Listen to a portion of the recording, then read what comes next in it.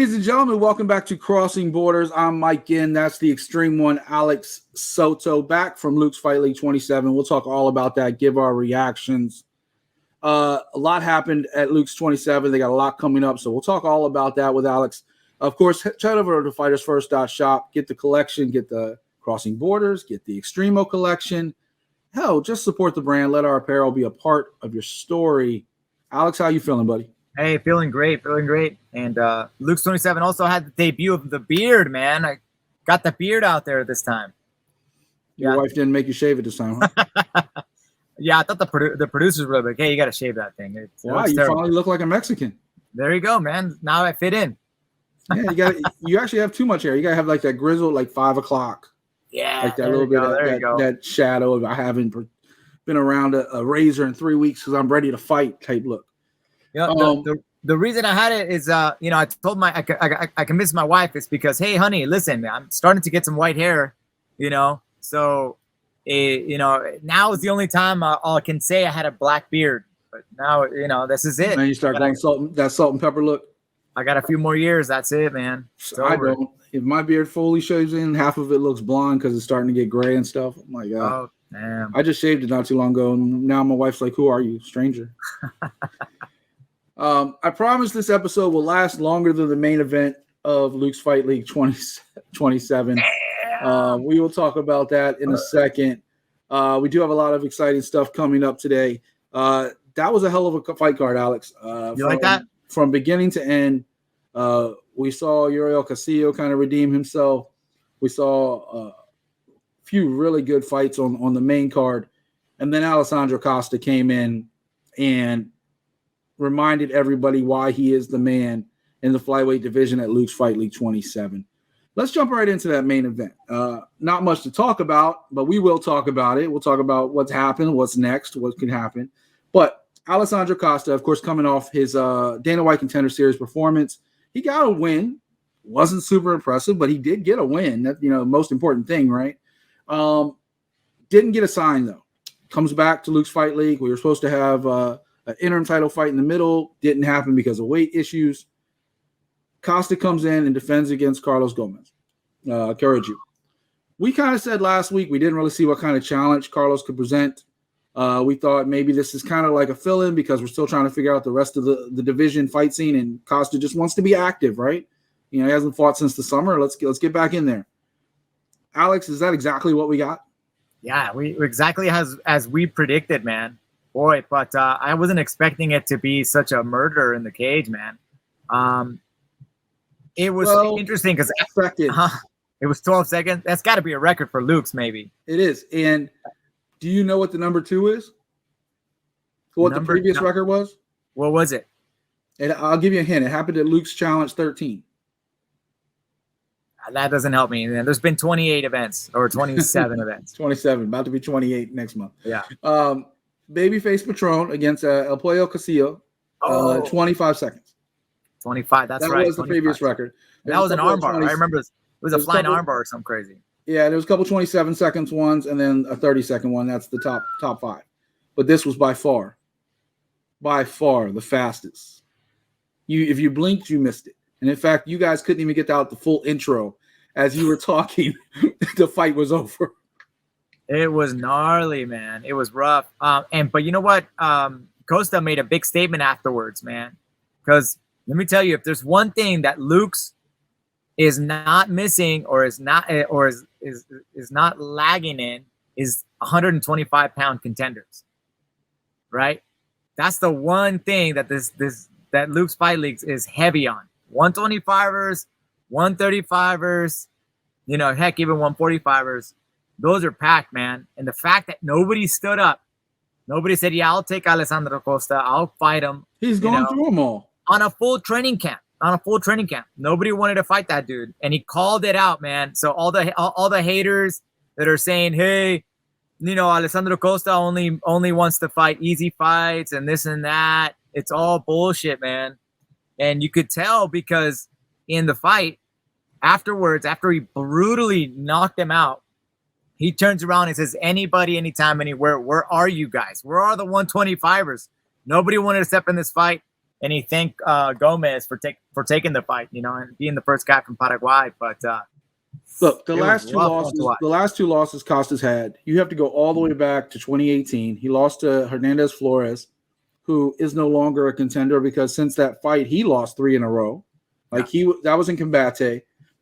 Since that fight, he went on and lost 3 in a row, and nobody's seen him since. He fought in August, but he's lost badly 3 straight early finishes. So he's no longer in any picture. And then who else was on this card who got a big win? We can talk about in a minute. Was Uriel. Uriel got the big head kick finish in the Challenger Series, but he's been 500 at best, so he's not a contender. You look at Kiki Gonzalez, he went through him. You look at Calvo Martin, who those two were supposed to fight for an interim title. He went through both of them. And but he didn't go through Kiki very easy, man. Kiki has been the one guy. That was a hell of a fight, but he still finished him. But he's the one guy that almost got the best of Alessandro Costa. Got the head kick, almost knocked him out, flash knockout for sure. Had him in all kinds of trouble.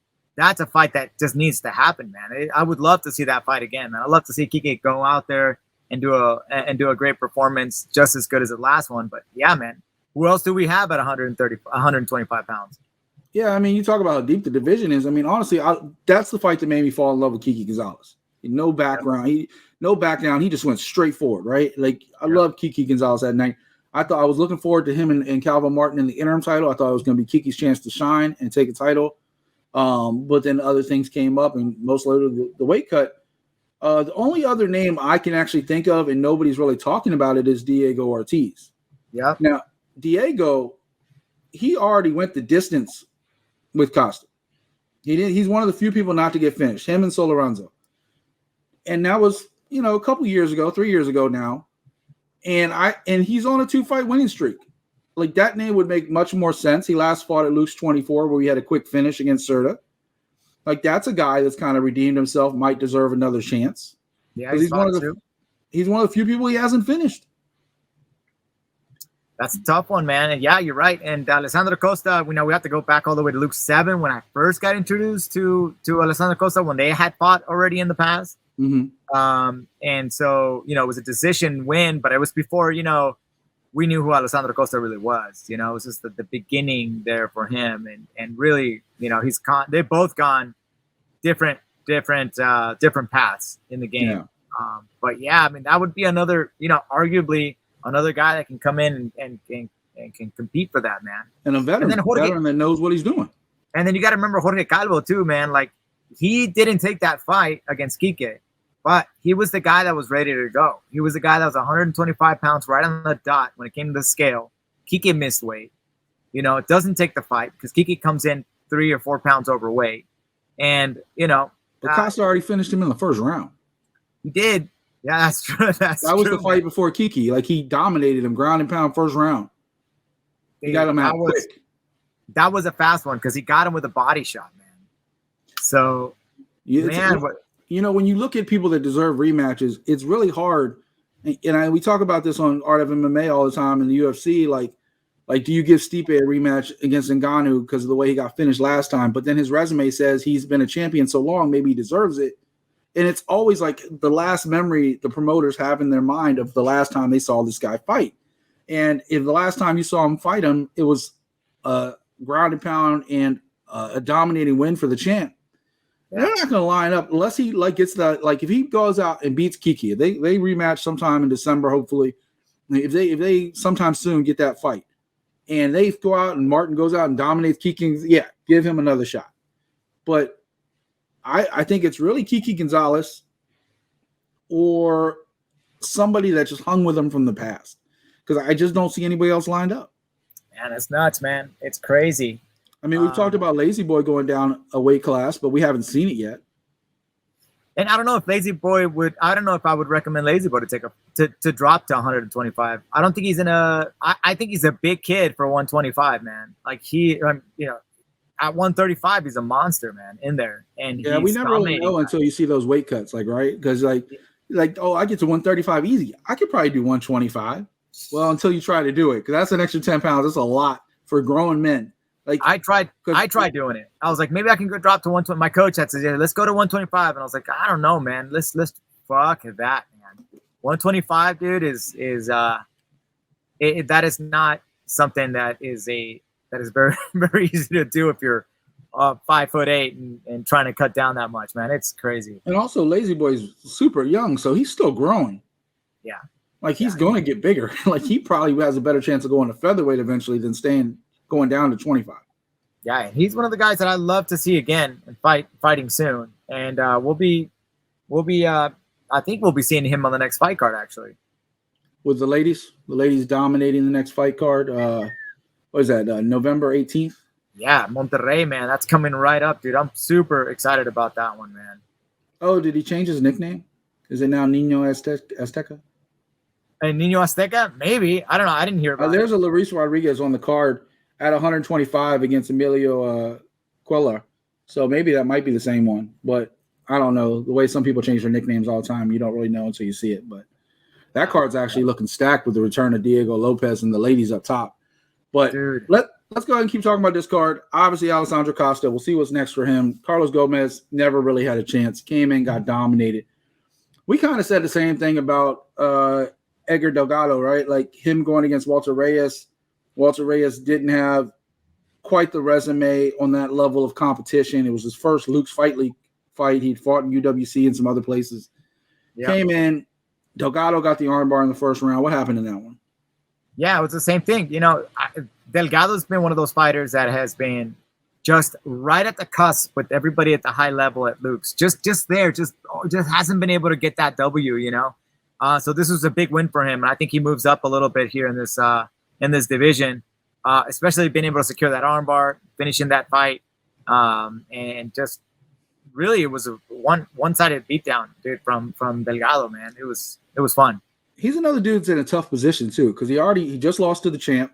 Well, vacant champ now, kind of like Charles Oliveira style. But he just lost in that fight through shady purposes. I mean, let's be real. Nobody saw that coming. He walked off, walked back, boom. That wasn't shady, though. That was brilliant. It was brilliant, but let's call the sportsmanship a little bit questionable. Anyway, oh, come on. That was defend yourself at all times. Look, I would have done it, but I grew up on Eddie Guerrero. You cheat to win. You don't cheat to lose. You're going to cheat, you're going to win. But that wasn't a cheat, though. You're implying that was a cheat. That was no cheat. No, you're right. There was still a couple seconds on the clock. You got to defend yourself at all times. I agree with you. It's the art. It's the art, right? It's the art of MMA. If somebody had done that to you in a fight, what would you have done? Dude, he would have caught me, man. I would have been like, okay, we're good. All right, I'm gonna get up. Bam, dude. It was. What would you have done after the fight? Would you have still shook his hand? I would have said, like, you son of a bitch, you got me, man. Because those are the rules, man. There's some curse words coming out of there for sure. I got you, dude. But look, Delgado lost to Cossio. He lost to Pato Martinez. And a split decision. A split decision, but still, like, you know, it's one of those guys. It reminds me of Cowboy Cerrone, right? In American fighting. You get to the top, and then you just can't win that big one. And if that's his legacy, that's going to be tough because obviously at that division, that weight class featherweight, there's a ton of fun fights. Especially all over Latin America. So he can always be in a bunch of fun fights. He's going to have to really fight hard to get back to that title picture, though. That's just a lot. I just don't see it. But hopefully he does. You know, 145, 155, he can go between two different divisions. So good for him, but we'll have to wait and see what's for him. Walter Reyes, unfortunately, I don't think we'll probably be seeing him again. But who knows? Stranger things have happened. Chris, here's a fight I haven't found much information. I missed this fight personally. Maybe you can help me out. Okay. Carlos Camargo got the win over Luis Marquez. What happened in that fight? Let me see. Carlos Camargo. That was a fight. That was the one fight that went to the decision on the main card. That was that one fight. It was not a lot of action, a lot of feeling out. You know, a lot of like, even the referee actually stepped in and was like, hey, you guys need to fight. Like, what the hell's going on here? And, you know, it turned them on, but it really, not a lot of activity, not a very exciting fight to really talk about on that one, which was unfortunate because I thought these guys, being at 155 pounds, was going to deliver some really exciting knockouts, man. Those guys, you can just see the difference on that. And so I think both those guys had a lot of respect for each other, a little too much respect. They're both one-loss fighters. They both have a lot to, like, prospect, likewise. Yeah, they didn't no excitement in this fight, unfortunately. I hope they don't find me in the hotel room on the next LUX Fight card. But you keep burying yourself. Hopefully it drives have to say a word. Hopefully it drives him, and you know, I always say styles. I still think you need to call in sick the next time Kevin Garcia's on a card. Yeah, dude. So quit reminding him. So yeah, those guys. Hey Kevin, I'll give you his phone number. Fun, you know, but it was unfortunate. I thought for sure somebody was going to get knocked out in this fight in the first round. I think they both thought that they were going to be the ones getting knocked out, so they avoided each other. But the fight that really shined for me was the Anwar Alberto Tarzan. First time he faced adversity. First time he got knocked down. First time he had to get back up, and he still came out and got the finish in the first round. Yeah, he's just evil, man. He's evil in there, dude. But outside, he's a great guy. When he was fighting, actually, you can actually hear me say yes. You know, like, because I wanted him to get punched. I wanted him to feel, you know, some sort of, you know, somebody hitting him back. You know, Alex, he watches this show. Yeah, I know. I told him this. I told him this to his face. I was like, "Hey, man, listen, I'm sorry, but in the fight, you might hear me go yes, because I really wanted you to get tested, man." And his coach was right there next to him. And his coach goes, "Yeah, we wanted that too. You know, we really wanted it to get, you know, to feel that hand, man, on him." His coach said that. What did he say though? No, he was like in agreement. Okay. Anwar was like, "Yeah, I got you, man. I needed to get tested," and he agreed to it. You know, I mean, it was a great performance. And Hernandez showed up ready to go, man. He didn't care, man. He didn't care that he was, you know, had a foot disadvantage in height and in reach. But he was standing in the pocket, man, really pushing the pace on Anwar. And but Anwar came out, did on top, man. Just his jiu-jitsu is gnarly, man. It's crazy good. Some of the things that were really good about that is he was rocked, number one. Number two, he was able to get off. He was able to get up off the cage, man. And some of the things that I used to wrestle a lot with taller fighters. When you get tall people down on the ground, it's actually it's harder for tall people to be able to get back up on the mats. Yeah, because they have this like crazy reach, and when they're trying to reach for the mats and stuff, they leave themselves vulnerable. They put limbs out there to get armbarred or get rear naked choked. There's a lot of space that they need. Well, it goes both ways too, doesn't it? Doesn't it go both ways? Because they can also tie you up defensively pretty easily too. Yeah, so triangle, you got to watch out for triangles, guillotines. You know, those are gnarly from the back position. But when somebody's, you know, when they're being dominant, when he was being dominated in this position, like he was, you know, he was curling up, you know, and he was just getting dominated from the side. But yeah, I mean, yeah, they can have great attacks from the bottom, but trying to get up, trying to stand up. Yeah, it's not a good spot. But he was able to do that when you have so much range. Yeah, well, he was, you know, he was able to stand up, which was really good. I still wanted to see more reach, more jabs from this guy. I still wanted to see more, you know, utilizing his distance. He's letting opponents get too close to him, and it paid him dearly in the opening, you know, in the opening round. You know, the opening minute, I think he got clobbered because he let his opponent just walk right up to him and hit him with an overhand right. Like you said, that's good. That's great because now he knows what it feels like now. Now he knows to keep that distance, you know, stay him on the outside, keep him 10 feet away, man. He also knows he can get hurt and still win. Yeah, exactly. Like that's a big deal too for a fighter's confidence. Like, oh, you get me, I'm still going to win. I'm still going to find a way, and that's big. That's real big. Also on that fight card, big fight: Cesar Vasquez and Jorge Manzano. Cesar Vasquez with the guillotine choke. You also saw Uriel Cossio got the big head kick and finish over David Bento, which was a big deal. Other Cesar Vasquez also got the win over Yahir Ramirez. Ricardo Hussein got the big knockout win over Alexis Leon. Gonzalez over Romero with another rear naked choke. The ladies had a nice little scrap. Dana Garcia over Brenda Arias. And Salvador Cuevas over Andre Garcia. Any other real big highlights on that card for you and overall opinion of the show? Two things to add on that undercard, if you will. Uriel Cossio's crazy, like a beautiful crescent kick that connected against the Brazilian. It was just nicely timed, dude. And the Brazilian was doing the chicken walk, and the referee stepped in, there was some controversy about it, but I mean, that was a good finish. I saw that. It was a good finish, man. He was out on his feet. He was out, man. He was out on his feet. So Uriel Cossio comes back up to life, gets pushed in the 135-pound division. And then Cesar Vasquez, the 125er, Cesar Vasquez, again, flourishes, man. Does fantastic with those spinning knees, flying knees, spinning back kicks. He's just fire in there, man. He did a fantastic job. He moves up on the ranks at 125 pounds. That's another guy that's in the that we don't talk about too often at 125 that could be problematic for some I think one of the top flyweights in the division as well. Maybe you had a lot of young 125-pound fighters on this card. Ricardo Hussein was another one. So you got people that can build themselves up, but we know there's just nobody right there that's an obvious contender for Costa right now. It's nuts, man. I think the best thing in the world is he gets recalled to do another Dana White Contender Series and gets that contract, because that was going to open the division up, and now at this point it's still monopolized. But it also puts a target on Alessandro Costa, man. If you want that UFC fight contract, if you want to make a statement in Latin America, and you're 125 pounds, you need to get through Alessandro Costa. You need to get through him to get to the UFC. So for me, as a former fighter, I'd be like, oh, I need to get this guy right here. This is what I need to beat to get to say that I belong in the UFC. You beat the guy that's on the radar, then you're the guy on the radar.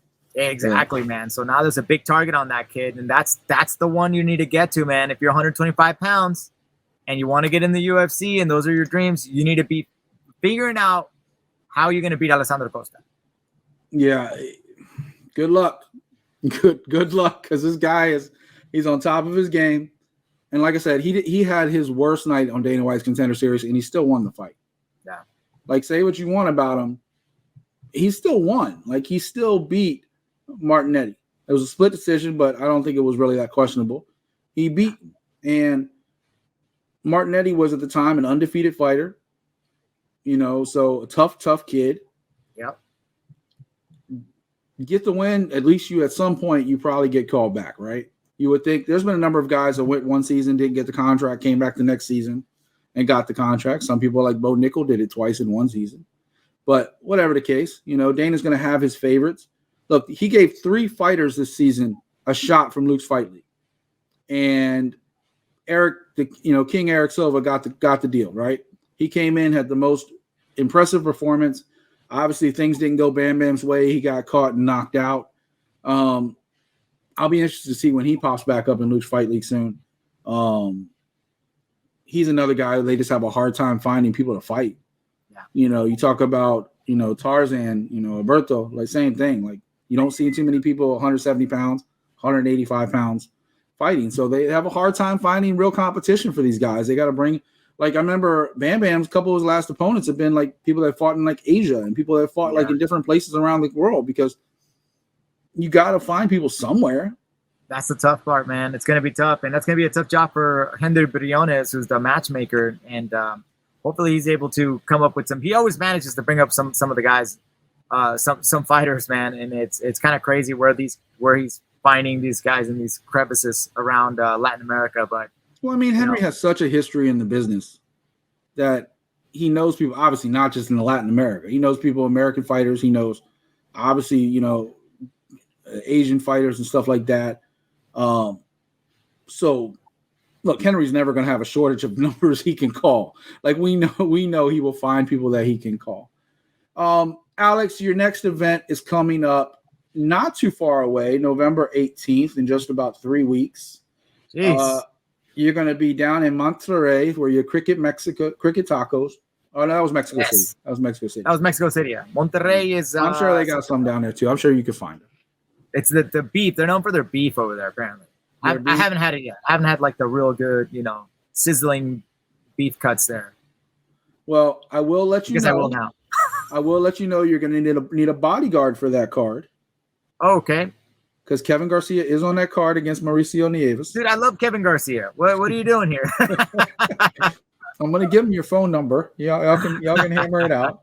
And it's funny because the fight we joke about that you thought was just, I don't even want to repeat what you said because to get you in trouble. But the fight you thought about with him and Amaya, they're both on that card.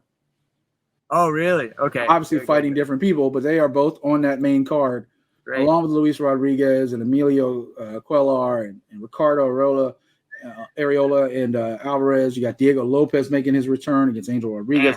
And then the ladies headlining with 2 title fights, Victoria Alba and Ellie Rodriguez, Shoko Romo versus Andrea Vasquez. Of course, that's because the current champ is off doing reality TV. But, hey, y'all got a hell of a card coming up in a few weeks. So we will definitely break all that down. We will be back in 2 weeks. We're going to start doing the show every couple weeks because, look, the rock star is busy. I don't know if you noticed, but Alex, he's just always busy. Trying to make it happen, man. But we got some big news coming up soon, though. We got some big stuff coming. We're definitely stuff we are always working on. Go check out Alex's collection on FightersFirst.shop. Dropped a new hoodie recently. Pretty dope. Doing a lot of these deconstructed things that come out really crazy. And we already talked about the next shirt for Alex. So we're going to celebrate one of his title wins. That's going to be coming up pretty soon. So always stay tuned. You never know what we're going to do. We keep you guessing. We keep you shocked. We keep you like, oh, my God. And things only get better, right, Alex? So, yes, that's right. For Extremo, Alex Soto, I'm Mike Ginn. This is Crossing Borders. We'll see you in 2 weeks. We're out.